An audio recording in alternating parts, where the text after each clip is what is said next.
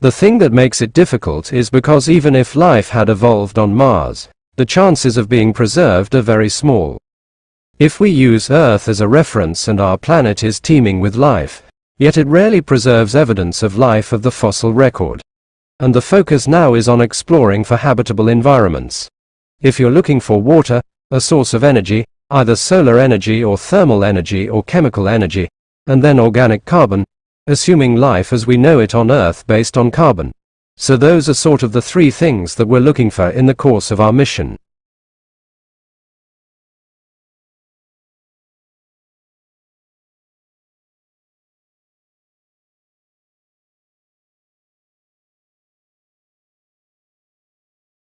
We are trying to understand the locomotion of one of our closest living relatives, which is the orangutan, and also the locomotion of all of the apes and the common ancestor of humans and the other apes. And in that area, we have had a big problem traditionally, and that we know a lot about how they move around the forest. I've been out to the forest and spent a year recording the different types of locomotion they use, but we have no idea about the energetic cost of how they move around the forest and the solutions that they find to problems of moving around the canopy.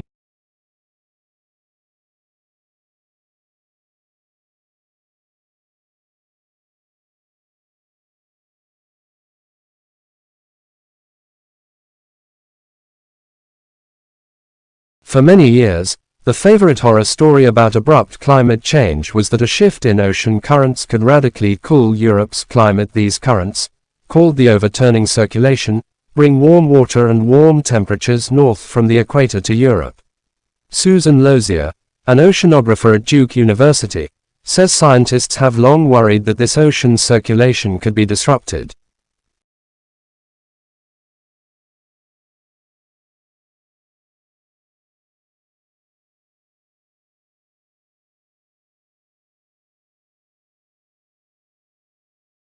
On educational grounds, we recommend that the use of the mother tongue be extended to as late a stage in education as possible.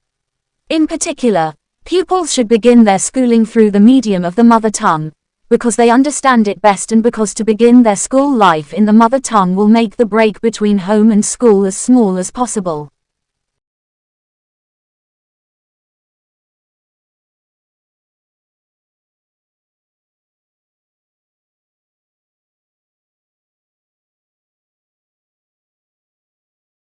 It is important to repeat the distinction between teaching a language and teaching through a language.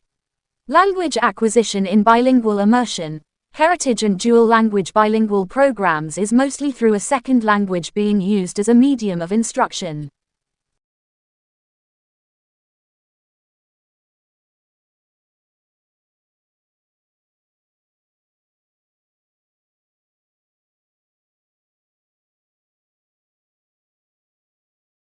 Dogs aren't just man's best friend.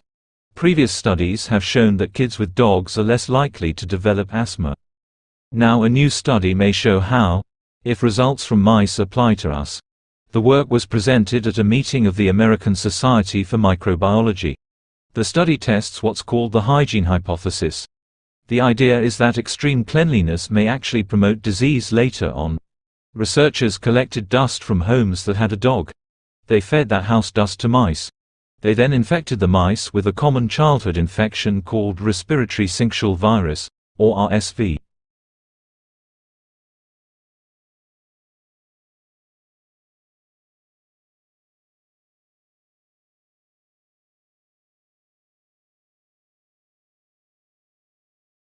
In animals, a movement is coordinated by a cluster of neurons in the spinal cord called the central contract patterns generator, CPG. This produces signals that drive muscles to contract rhythmically in a way that produces running or walking, depending on the pattern of pulses. A simple signal from the brain instructs the CPG to switch between different modes, such as going from a standstill to walking.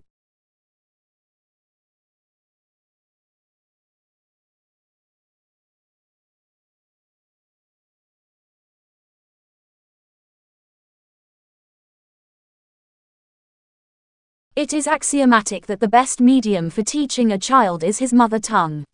Psychologically, It is the system of meaningful signs that in his mind works automatically for expression and understanding. Sociologically, it is a means of identification among the members of the community to which he belongs.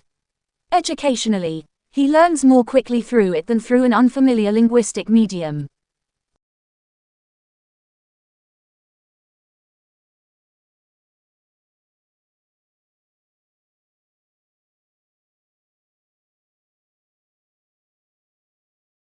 Also, the mixture of factors affecting effectiveness is so complex that simple recipes are impossible. Effectiveness inevitably goes far beyond language medium and language outcomes, to embrace the full education of a student. Ultimately, effectiveness is about what is deemed best for the child and society, and not just for the future of a language. However, there is sufficient international research, grounded wisdom and accumulated expertise to make it possible to suggest key factors.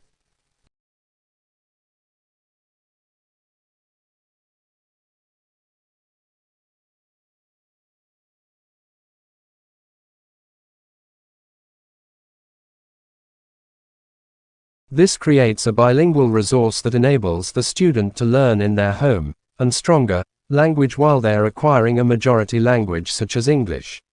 This discussion will be extended in terms of scaffolding, see the next section. In the UK and US experience, however, there are a few challenges to using bilingual teaching assistants properly. One danger is that the bilingual assistant uses English.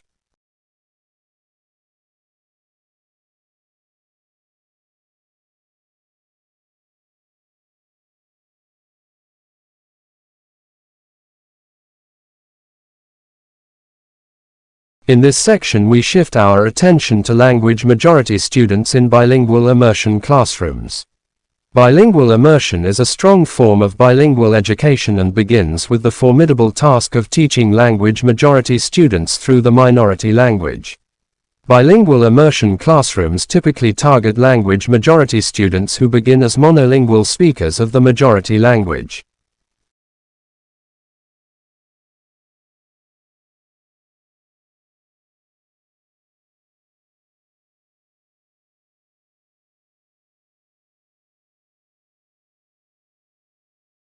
Adults, therefore, can act as supporters and coaches, facilitators and models of creativity for children. But on the other hand, adults also have the potential to stifle opportunities for creativity by being overly didactic or prescriptive. They can limit creativity by discouraging fantasy or by having low expectations about what young children are able to achieve.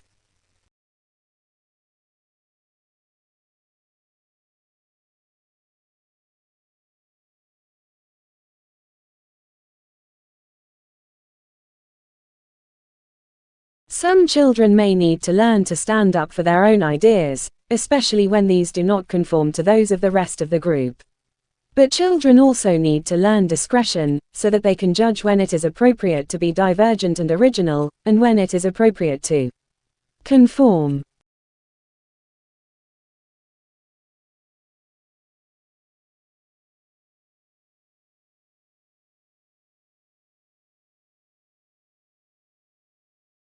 The Robinson Report argues that, while there are strong links between the expressive arts and creativity, viewing creativity as solely or mainly the province of the arts is unhelpful because it can lead to a denial of the role of creativity in other areas, such as science and mathematics.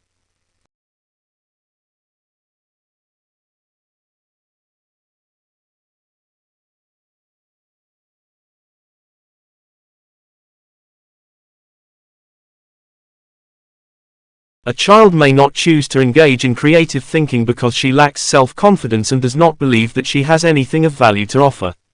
Or maybe she becomes anxious when given an open-ended task with several possible solutions.